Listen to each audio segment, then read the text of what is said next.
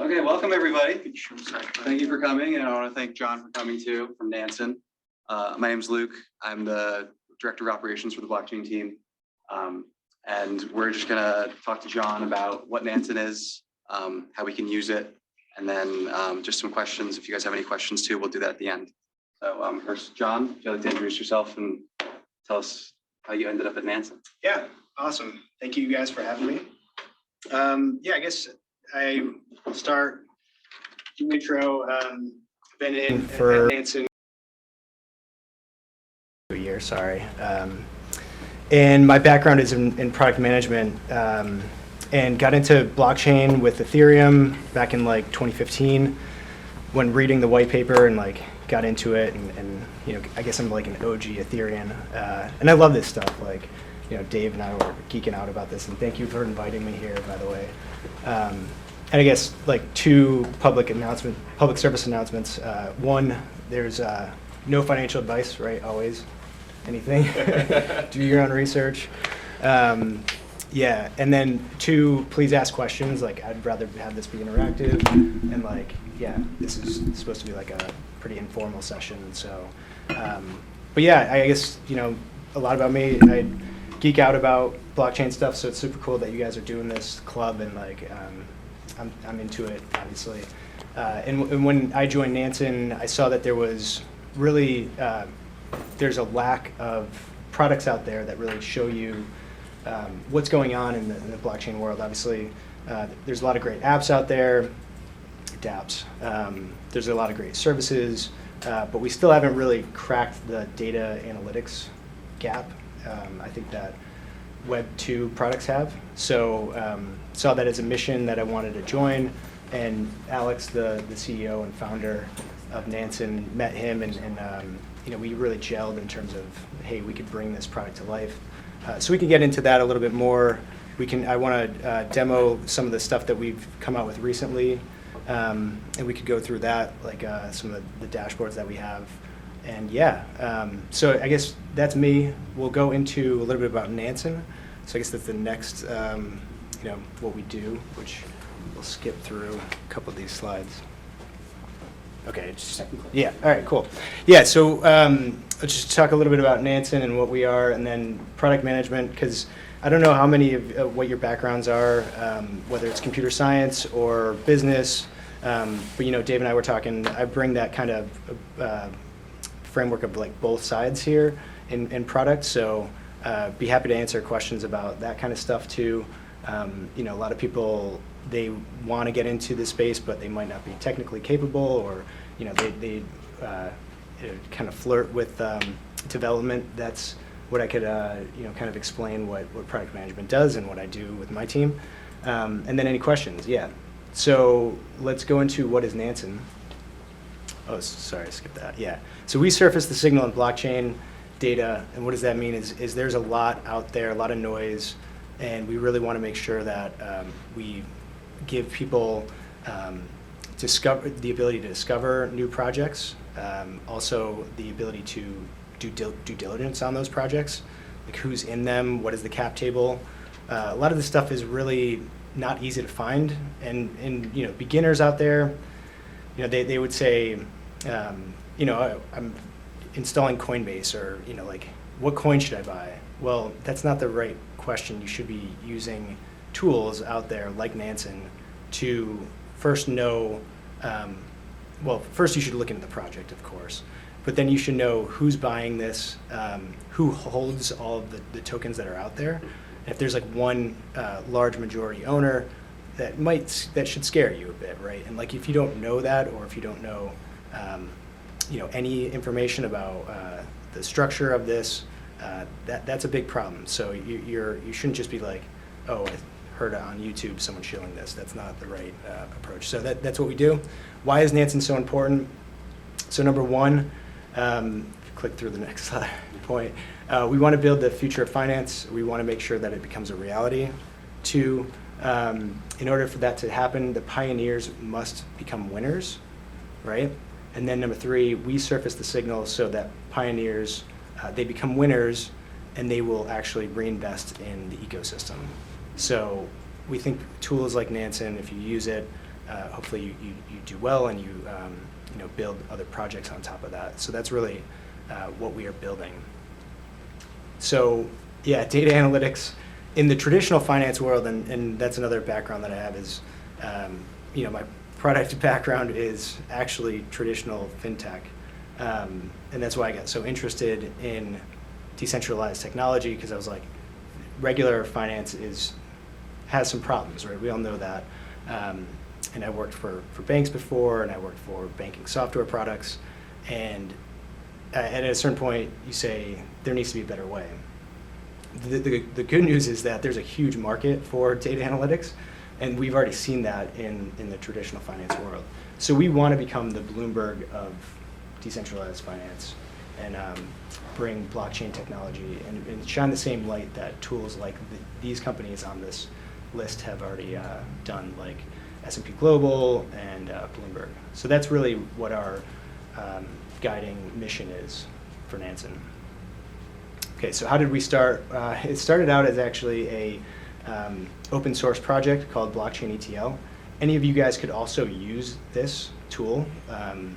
So there's an active GitHub repo on this, tutorials on how do you actually use BigQuery, Blockchain ETL, and you can take data that's out there, right? Ethereum data is read, anyone can read it, but you need to extract it and translate it to something that's normalized, and that's what Blockchain ETL does. So we took that, but that is really raw and it's not great. So if we go to the next slide, really there's two challenges with on-chain data. The wallets are unknown and analytics they're impractical. There's just a lot out there, a lot of noise, like I was talking about.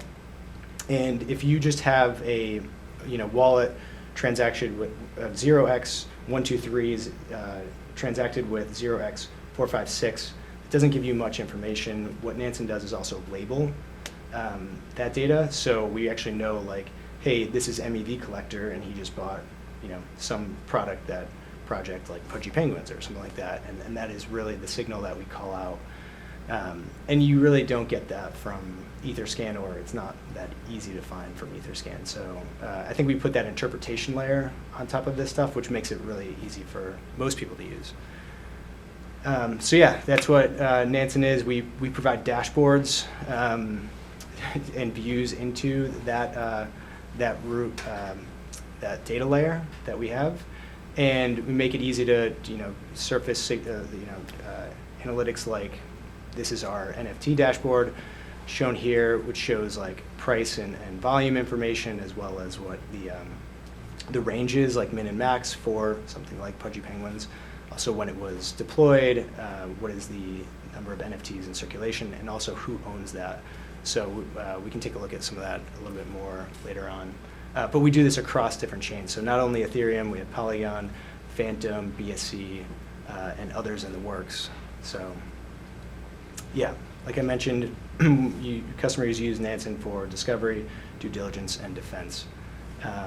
Yeah, we are leading the market in terms of numbers wallets labeled, and this is very important because we have a goal of having the most coverage in the market. It's the next, it might have an animation here, but yeah. We're doing algorithms that label these wallets. So things like smart money, this is kind of our namesake in Nansen, something that no one else has. The smart money is a label that we associate to people that outperformed in the market. So these are people that they're either in the know, they might have minted earlier than anyone else, they might have sold at the right times, they might have been in the first wifey farm, or they've earned over $100,000 in LPing. These are people that you want to know when they're making moves. So we have algorithms that identify that and label these folks. We also have in-house research, so anything that's brand new that surfaces on like our hot contracts page, we're actually able to get that before anyone else normally does.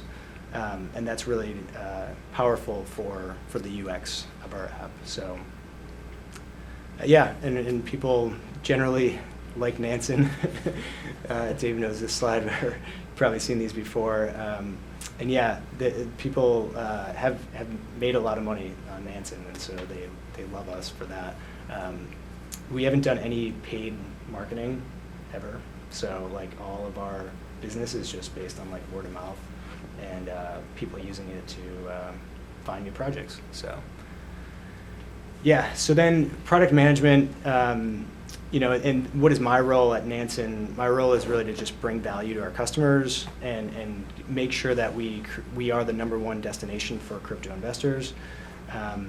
Each member of our team serves different customers, so we have like the components team doing things like, hey, I need a new graph, or the search isn't great, and so we'll be building stuff around that. We have an NFT team who's just dealing with our NFT products, like our indexes, like our Mint Master, like our NFT Paradise page.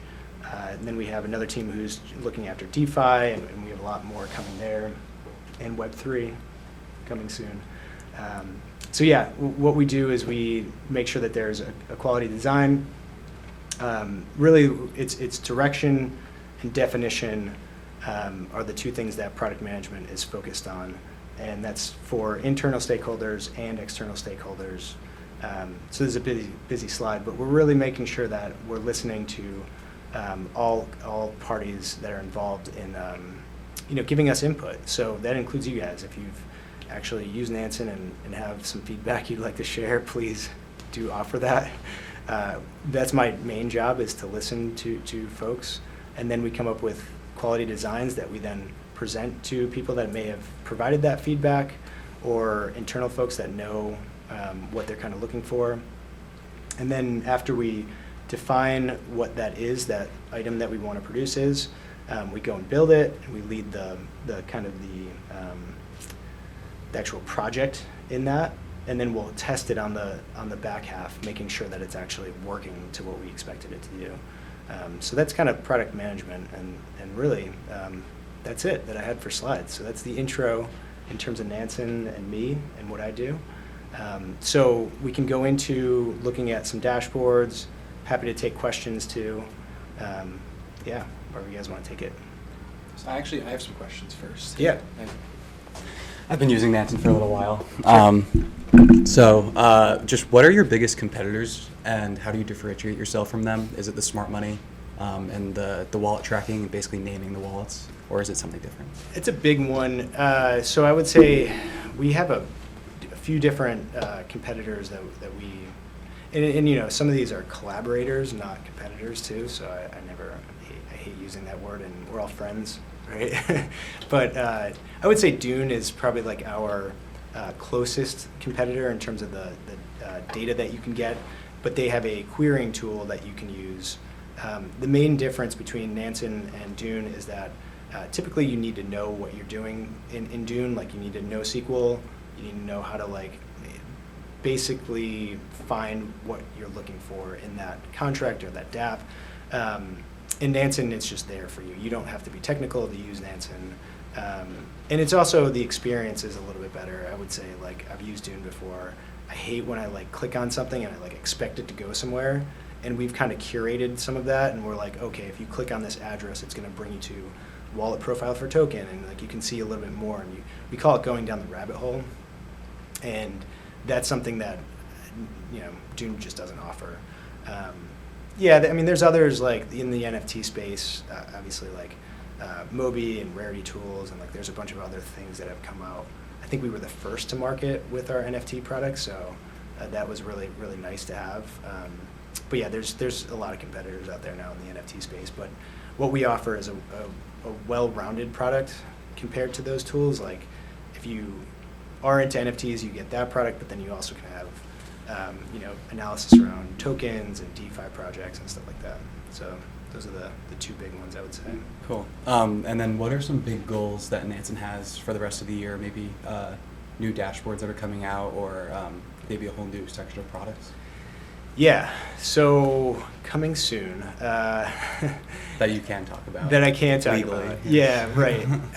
Well, there's going to be some good stuff built around getting access to Nansen for what we've heard a lot about is like, hey, Nansen is an expensive tool and it's a premium product. Like, if you look at our site, we actually charge for our trial, which is rare in the industry, but it's because actually it does cost us data.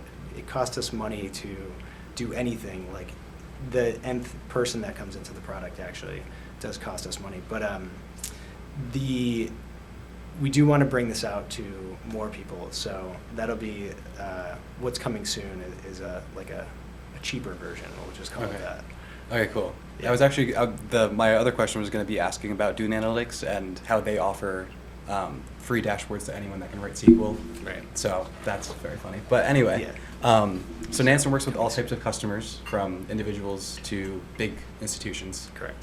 What are the types of data or insights that the big institutions get that the regular individuals do not get? They don't really get anything different too much, but they get access to this. So what we hear our institutional customers wanting is direct access, whether that's through API or whether that's through a querying tool. So that's what we offer, and it, there's no latency with that. So some of our dashboards do have like 5-minute like latency or certain things where we say, you don't need it necessarily like live updated. Our Mint Master actually does do live updates, but our institutional clients get, both the querying tool, the API, and the ability to load or change the frequency of, the latency on the data. It's all about speed, isn't Yeah, it? exactly. High frequency trading. But so when trying to describe like the current state of the market, if you're like trying to describe it to anybody, besides using Nansen, what other resources do you use?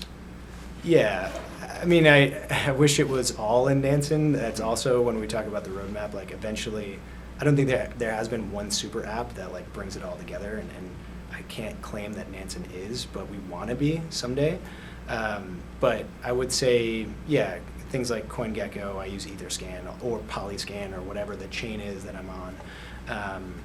And yeah, I mean, I don't think rarity tools occasionally, I think our rarity tools are better. There's a problem that is that, there's a VIP tier as well to Nansen. So some of our like more, I would say that they have some more alpha in them. Like those are even more expensive, so some people haven't seen those, but there are some really awesome things in our rarity profiling tool. But if I didn't have that, I would use rarity tools as well.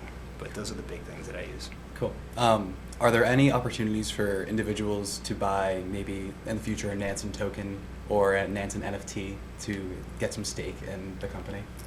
That I can't say. That would be like, Yeah. no way. Yeah. But yeah, I mean, I think we're big fans of the space, and we know that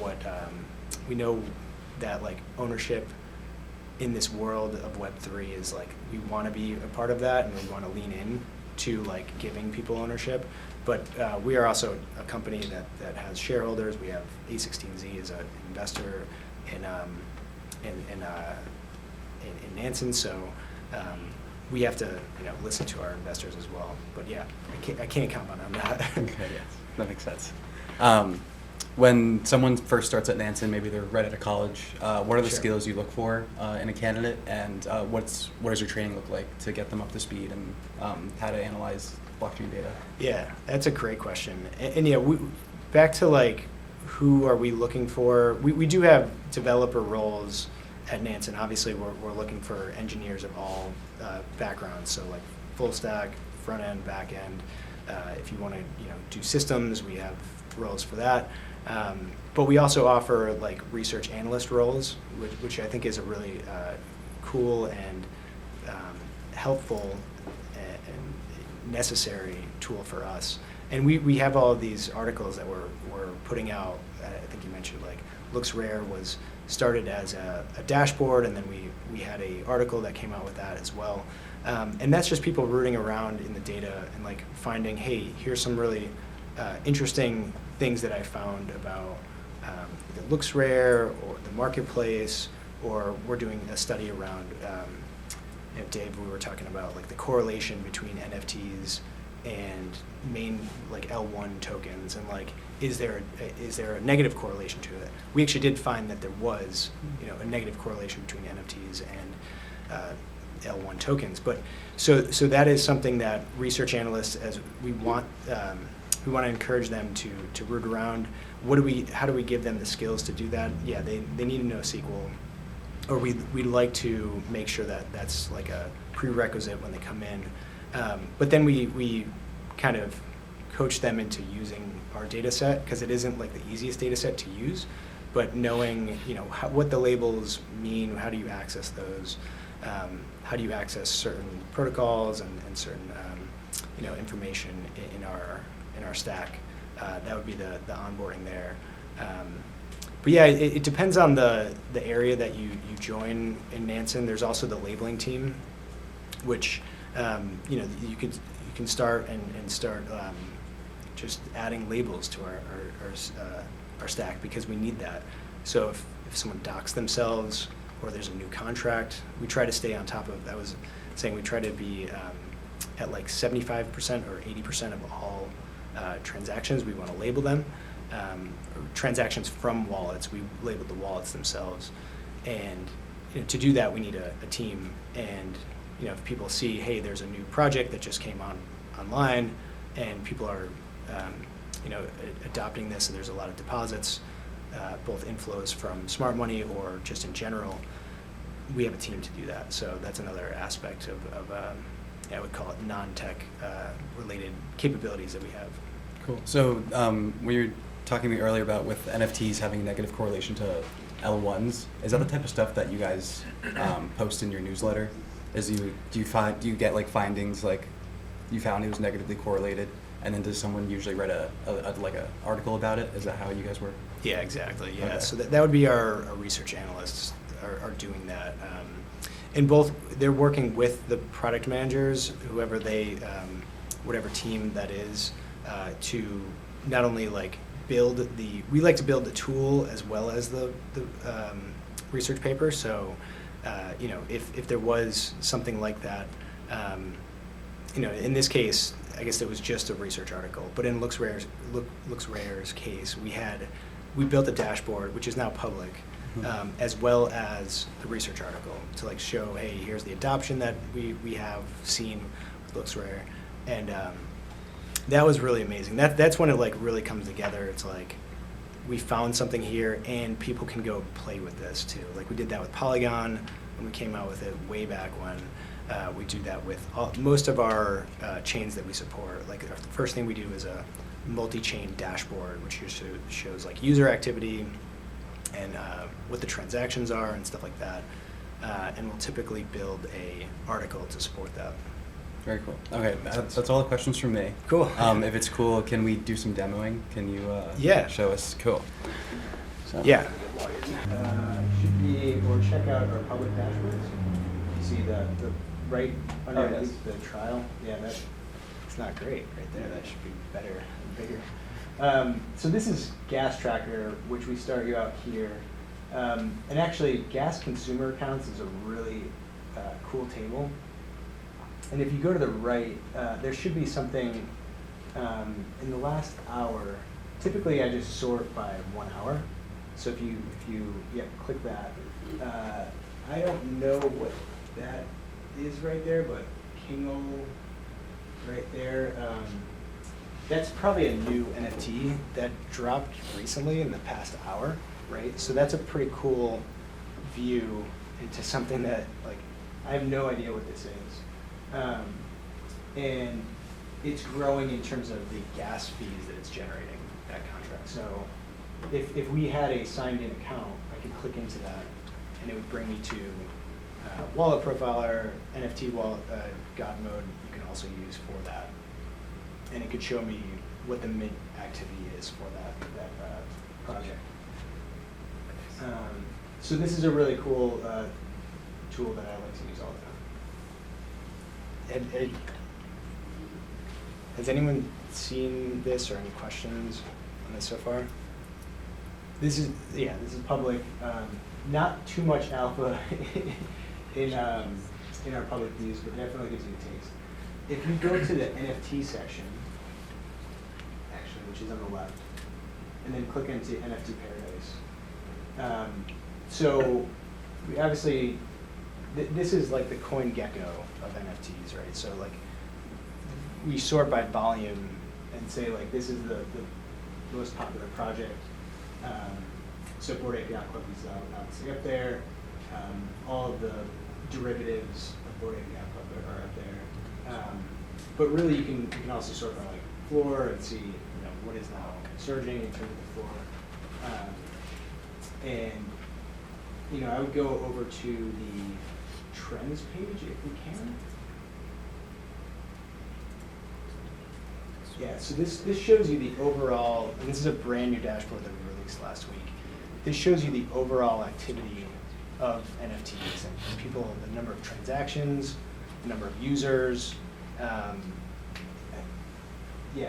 market sales, secondary sales. So there's a mint sales and secondary sales. So you can actually see if people are like, you know what, mints are going down. This actually will tell you, this definitively tells you that mints are a little bit slower than they were back in like February.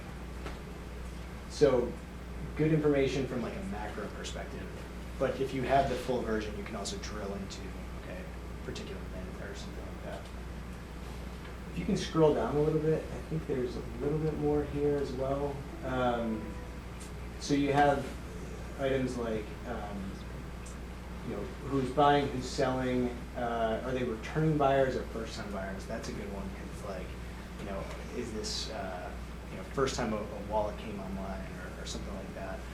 So really interesting stuff. And then you have the actual most expensive purchases today. So Bored Ape Yacht Club, 250. That's pretty absurd. So yeah, I mean, this is just, it's cool stuff, and it changes every day, which is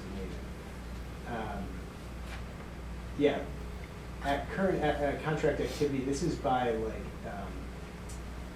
number of sales, right? So this is going to say if you have less than 10 sales, then you have, obviously there's a ton of projects out there, but like the ones that have actual 10K per week, there's obviously less of those. So it just goes down as you go into this chart. But generally we want to see more projects that have a lot more sales per week in that bottom category. If you see a little bit of a surge, then you know that there's something going on here. But yeah, this is, and then users per contract is also kind of helpful because it's not just like who's buying them, but also who's interacting with the contract. And OpenSea Marketplace obviously gets a ton because it's just an aggregator of different NFT projects. Any questions on this stuff, by any chance? Yeah. Not specifically to this, but just in general, I'm curious. In like traditional finance, I think when like trying to value like assets or securities, analysts typically use like models to measure like credit quality or other types of valuation metrics. Do you see that happening at all for like blockchain and crypto? Because I know that it's like really hard to value like some of these because a lot of it's like very speculative. But do you see like any like trends approaching where companies or even data providers are trying to do something like that? That's a really good question. I mean, it's interesting that protocols are now publishing what their revenue is. Yeah. So I think there's certain ones that will get to that, where you can actually do like price to sales ratio and like I think actually it's been published that some of these price to sales ratios are actually pretty low. So I think it will get there when people start publishing more and more, but I think there's a lot that's also like, it's not necessarily hidden. Everything is available on the blockchain, but it hasn't been looked at as much as like growth, as in like, is there activity on this? And I just think it's in its early stage still to say like, we're going to use traditional models for something in the Web3 world right now. This is my opinion. Will it get there? I think it could in the next 5 to 10 years, but I don't think we're right there now at this point. Like, can you value an NFT project? like there's no chance, right? Yeah. Like there's no way. I think you could do it with some protocols, but I still don't think that that's like. I would rather use their team and what they're building, like that. That is something that I would get behind rather than like what they're generating right now. And maybe TVL is another one. Like total value locked would be something that you want to look at, not just like revenue necessarily. Yeah. Anything else? That's a good question. Yeah. Could you speak more about what the value of the paid version of the software is? Because it seems like there's a lot of information here just for free. Yeah. That's what we want to hear. That's good. As we go, and give people access more and more. We were talking about a project like looks rare, something like that. I think we were chatting about like you want to make sure that you're not the last one out, right? Like, so this will show you like what the balance change is for like the cap table we were mentioning. Like this is a traditional finance, like, this exists. Like you can see who owns it, and it does exist on chain, and that's what we show. Who are the largest owners, and has there been a material change in the past day or 7 days? And like if you're investing in this, things move quick, so you want to have that information. You shouldn't be the one that you're going into a blind if you don't have that. Do you recommend the paid product for relatively new traders? Yeah, no, I do. Yeah, and it's funny because like we get a lot of comments about the cost of Nansen, but it's easily justified by the return you can get on it, the protection that you can get on it. I think it's actually the value is. We've heard from a lot of people that it's relatively like if you know what you're doing, it's pretty cheap actually. So definitely worthwhile. Yeah, it's good stuff. So this is our also a free tool, which is our indexes, and we were talking about like the different, how has NFTs, how have they performed in the past? Dave and I were chatting about metaverse, and like the metaverse tokens NFTs have actually outperformed compared to art or social or gaming. So we categorize different projects, and I think this is we'll get into this world eventually as like index products and stuff like that. Like institutional investors, like they love the idea of NFTs, but they don't know how to get into it. So I think this is potentially we're talking about the roadmap. Like we can maybe bring this out to like an Oracle or something like that, where this could actually be something that people can invest in, or they can build derivatives off of this, or even like prediction markets around like, hey, I think metaverse is going to do better than art or something like that. So something that we're trying to work out now, and then bring this to the market. So you can actually click like buy. I want to buy the Metaverse 20, and like actually get into it. Yeah. I've used the Looks Rare dashboard. Just like my whole take on the project is because Looks Rare is like the Web3 version of OpenSea, and they offer staking, and the staking rewards are basically all of the fees that are collected on Looks Rare are given to the stakers.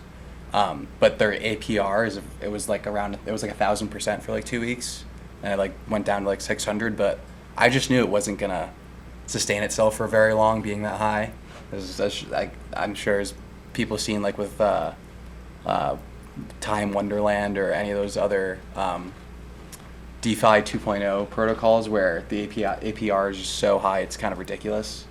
People start pulling out and taking their profits. So I used the Nansen dashboard, and I saw right when they stopped the LP staking of Ethereum with Looks, the price just completely tanked like 80%. So that was one way that I did use the dashboard, and it worked out very well for me.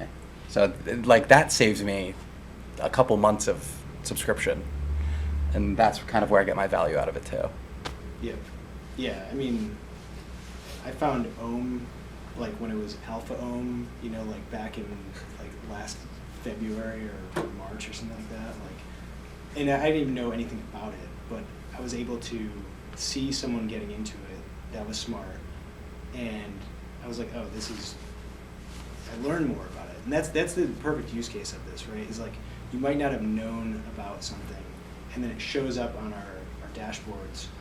And we're not, like, it's not CoinGecko, right? Like, we're not throwing everything out there, which is good. Like, it's actually showing, here is something that's kind of curated, you should be interested in it, or take a look at it. It's not like a ton of things per day, but it's something, you want to, when something flashes, you should take a look at it. And there's tons of examples like that. And people that are huge fans of Nansen because they've done exactly that example like over and over again, and it works, right? If you know what you're looking for. It's also really good for if you're not like a seed investor or something, and you see like some brand new coin, and you're like, okay, like this seems interesting, but like I just want to make sure like who's owning it, Right. like how much do the people hold, and you can go into it and you're like, okay, there's one person who owns like 99% of this coin, like probably isn't good. But then like sometimes you'll go in and it'll be like, oh, like 3 Arrows owns this, Right. and so does like Yeah. all these other like VCs, and you're like super early, and that could be alpha too. So you're like, okay, like I'm buying into something that like I know other people are also buying into, versus like if you go into something that's just like, yeah, nobody and it seems like a rug. So yeah. Exactly, yeah. Like Lido, that was something that, like, there was some activity on that, smart money activity, like the day before Lido announced A16Z. And like, yeah, I know there's no insider trading in the blockchain world, but like, yeah, of course there's people that are probably familiar with the project, and like, I don't know if that necessarily leaked or not, but like, I did see some activity on it, and it proved to be accurate. Now, I'm not saying that will happen again, again, do your own research on this stuff, but like, should you, like, do you believe that happens? Of course. Like, and the nice thing about on-chain data is it is visible for everyone to look at. So we're just, again, showing that, and we don't make a claim as to whether or not, what that information means. We're just showing the information. But yeah, what you were talking about with LooksRare was, we actually have this like wallet profiler for token. So you put up the contract and you show what Lido, or sorry, for in this case Looks, you would say, I want to look at this contract and Looks, and you could see how much Looks is actually staked in that contract. And at that point, I'm not sure if you were looking at the same graph, but like the people are staking it there actually dropped dramatically. And that was something that it was like, if you had some alert on that, or anything, we have a smart alerts tool as well, so you can actually get something sent to your phone, Telegram, Discord, or we're now introducing webhooks, so that'd be pretty cool. Like, you can build an app on this, which would be nice. So your smart alerts would like connect to my Discord, and I'd get a Discord notification? Yeah, Oh, yeah. okay. I don't know if you haven't used that. It's really a great tool. So like, yeah, so that's our offline notification tool. Like, you don't have to be at the dashboard all the time. We're gonna make the UX a little bit better, where you can like push things to a smart alert, like, oh, I like this dashboard and I want to like alert when this happens, or something like that. But right now, you can go in and just it's basically like you're writing a program, a mini program in our smart alert area, and then yeah, it'll fire to Discord or Telegram or whatever you want. Yeah. John, we were chatting earlier, and you said that Nansen's looking to grow from like 90 people to like 150. 150, yeah. Yeah. So like, can you just put a little bit more color on that? Like, are you looking for devs, like business folks, and kind of like backgrounds? All, yeah. I mean, we are, we need talent on all sides.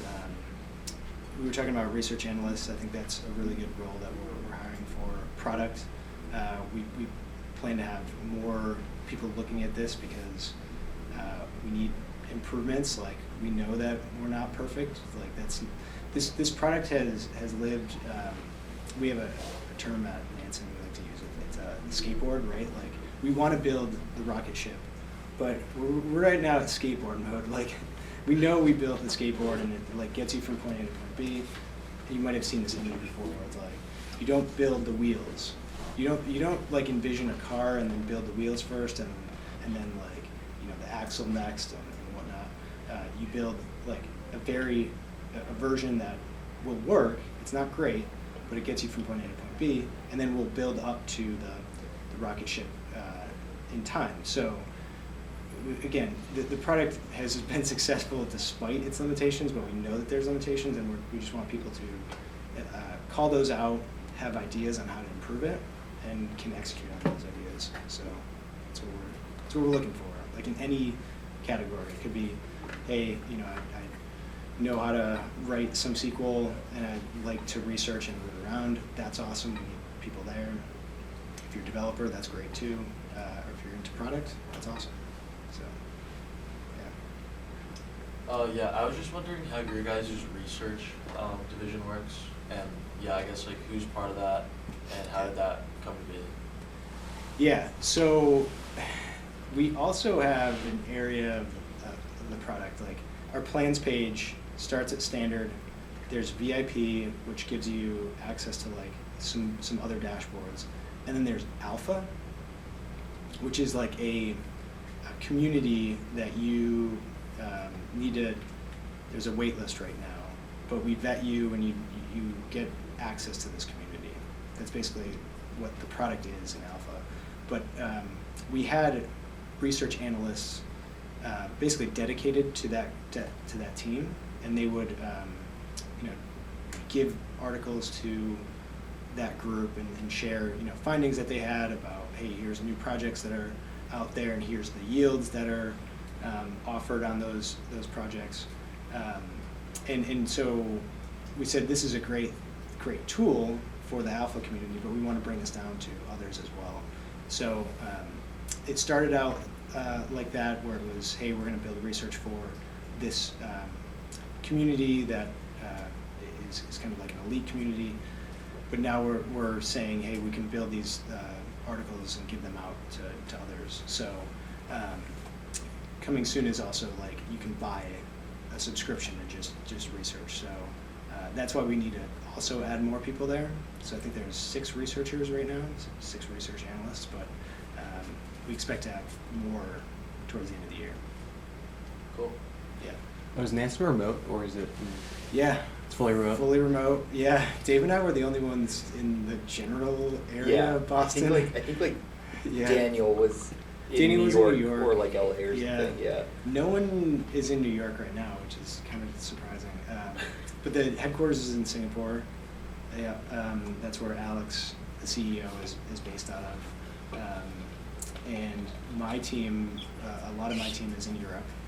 So some of the developers are there. Product managers, QA are there. But yeah, we're all over the place. There's still people on, like in the West Coast and stuff like that too. So yeah, it's pretty cool. We have 3 global hubs right now. Singapore, Lisbon, and Miami. So you can go and work at any of those 3 hubs for 3 months out of the year. Paid, like the housing is paid, your flight is paid, and that's a good way for us to like build an employee, like team. Let's build a team and like do that. Get together and have beers and whatnot. So like that's a really cool thing, and so we do that. We do conferences. I'm actually headed to LA next week for NFT LA, which would be really cool. And like you can go to 2 conferences in your continent and 1 internationally, or different continent. So that's a really good perk too. I think that's like the future of work, right? Like that's what people want now. Yeah. It's like flexibility. You can work wherever you want. You can travel, and we make that a possibility, which is good. Yeah. How do you work around different time zones, especially Singapore is like 11 hours ahead, and also like how do you manage to operate fully like remote in terms of like communication, stuff like what kind of activities or platforms do you guys do? Yeah, I mean it is tough. I think time zones are one of the biggest challenges we have. But yeah, I mean we respect people's time and make sure that they don't have like work crazy hours. But do I have like meetings that are like potentially at like 9 p.m. sometimes? Yeah, like I can't say no to that. so that happens because we try to limit those interactions. We want to have everything asynchronous. Now, not everything can be, but that is our culture that we want to create. Is most things can be done in Slack or Discord, and they don't need a physical meeting. So that's how we communicate using those tools. We do have like a lot of team building sessions. Like in GatherTown, we do like little is it speed dating. So like you'll like meet other people, and you might not have you're not physically meeting them, but you are virtually meeting them. And it's pretty cool, and it works. So anyway, that's our solution right now. But and I think the hubs will be really great. Like getting people, if you like have a project, the idea is, hey, we have a project that's coming up. We can all do it together. We're on the same team. Let's go to Lisbon for 3 months and like work on that project. Which that's how we're gonna kind of like build that bonding. So, but yeah, you might still take calls at 9 p.m. for me at least. I mean, most people don't have to do that, which is good. Yeah. Alex just happens to be my boss. Just happens to be in Singapore, so it's unfortunate, but it is what it is. Yeah. Do you have any other questions? Yeah, what are some of your favorite up-and-coming NFT projects? You know, I don't know how to answer that, because like, we were talking about GameFi. I think that's pretty big. I think that could be moving, we could be coming up to where that's actually going to be a